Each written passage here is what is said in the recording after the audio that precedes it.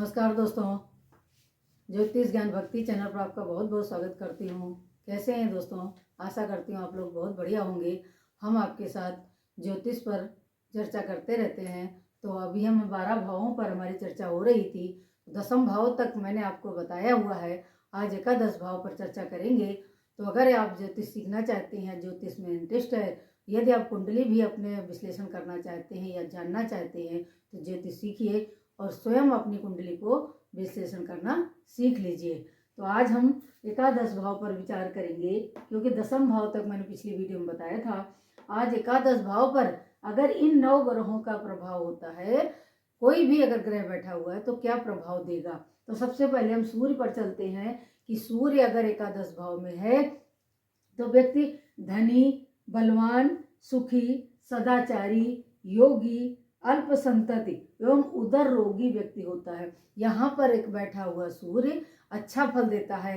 कुछ थोड़ा भी उसको रोग प्रदान हो जाते हैं, जिससे उसको अपना स्वास्थ्य पर ध्यान देना चाहिए। और बाकी यहाँ पर बैठा हुआ सूर्य या कोई भी जो क्रूर ग्रह, पाप ग्रह हो, एकादश भाव में अच्छा फल प्रदान कर देता है। तो सूर्य अगर यहाँ पर बैठा हुआ है तो ये धन की भी बढ़ोतरी करती है, क्योंकि एकादश भाव आय का भाव कहा गया है। तो इससे व्यक्ति धन अधिक कमाता है और धनी व्यक्ति होता है।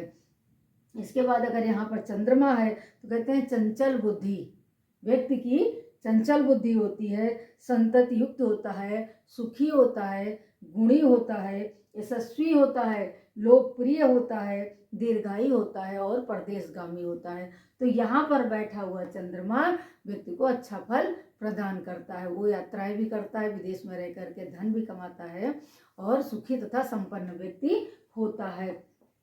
अगर यहाँ पर मंगल है तो दंभी, झगड़ालू, प्रवासी, धैर्यवान और न्यायप्रिय व्यक्ति होता है, क्योंकि क्रोधी होता है। मंगल क्रोध का कारक कहा गया है। तो मंगल एकादश भाव में बैठा हुआ अत्यधिक व्यक्ति को शक्तिशाली बना देता है। तो व्यक्ति के अंदर दंभ मतलब घमंड आ जाता है और झगड़ालू, साहसी तथा धैर्यवान व्यक्ति होता है। झगड़ालू भी होता है, लेकिन कभी कभी परिस्थितियों में उसको धैर्य भी अपने अंदर धारण कर लेता है। इसके बाद यहाँ पर अगर बुध बैठा हुआ है तो दीर्घायु, सदाचारी, धनवान, गायन प्रिय, विद्वान, ईमानदार और सुंदर विचारक, मतलब उसकी वाणी अच्छी होगी, उसके विचार प्रवृत्त होंगे, वो विद्वान और गुणी व्यक्ति होगा अगर यहाँ पर बुध विराजमान है। तो बुध और चंद्रमा एकादश भाव में अच्छा फल देते हैं, लेकिन मंगल यहाँ पर कुछ हद तक क्रूरता के कारण अब जीवन में परेशानियां पैदा करता है, क्योंकि व्यक्ति को बहुत ही शक्तिशाली बना देता है और वो अनर्थ के कार्य में भी करने लगता है।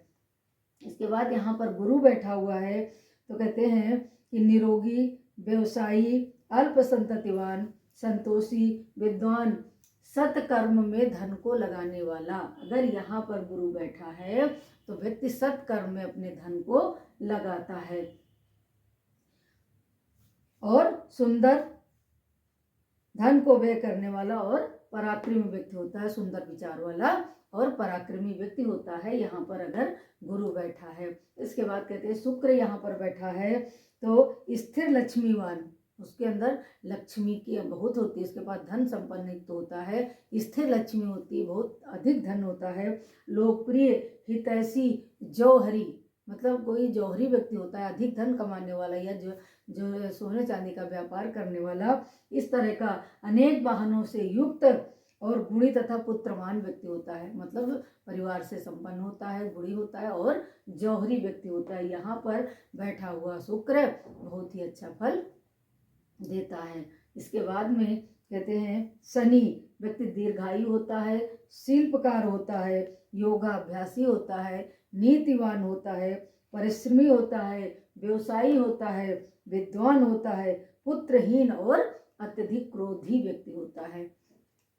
तो यहाँ पर शनि को व्यक्ति को क्रोधित बना देता है। परिश्रम के द्वारा व्यक्ति धन को अधिक, क्योंकि यहाँ पर बैठा हुआ शनि लगन पर दृष्टि देता है, तो लगन व्यक्ति का स्वयं होता है, तो वो व्यक्ति के अंदर शक्तिशाली हो जाता है और क्रोध भी अधिक आ जाता है, अपने को बहुत ही शक्तिशाली समझने लगता है। यहाँ पर बैठा हुआ शनि यहाँ पर दृष्टि देगा तो व्यक्ति को अधिक कठोर और शक्तिशाली बना देगा। इसके बाद में कहते हैं कि राहु अगर बैठा है तो व्यक्ति मंदमती, अरिष्टनाशक, परिश्रमी, कार्य में सफलता प्राप्त करने वाला व्यक्ति होता है। अरिष्टनाशक, कार्य में सफलता प्राप्त करने वाला, और मंदमती मतलब वो थोड़ा सा नौकरों के सेवक होता है, जैसे किसी राजा के यहाँ सेवा करने वाला व्यक्ति होता है। कम बुद्धि होती है, पढ़ा लिखा कम होता है अगर यहाँ पर राहु बैठा हुआ है। इसके बाद कहते हैं केतु बुद्धिहीन, बात रोगी, अरिष्टनाशक और स्वयं की हानि करने वाला, मतलब वो अपने को ही कष्ट पहुंचाने वाला, शरीर को कष्ट पहुंचाने वाला, मन को कष्ट पहुंचाने वाला या धन का नाश करने वाला, इस तरह का व्यक्ति होता है।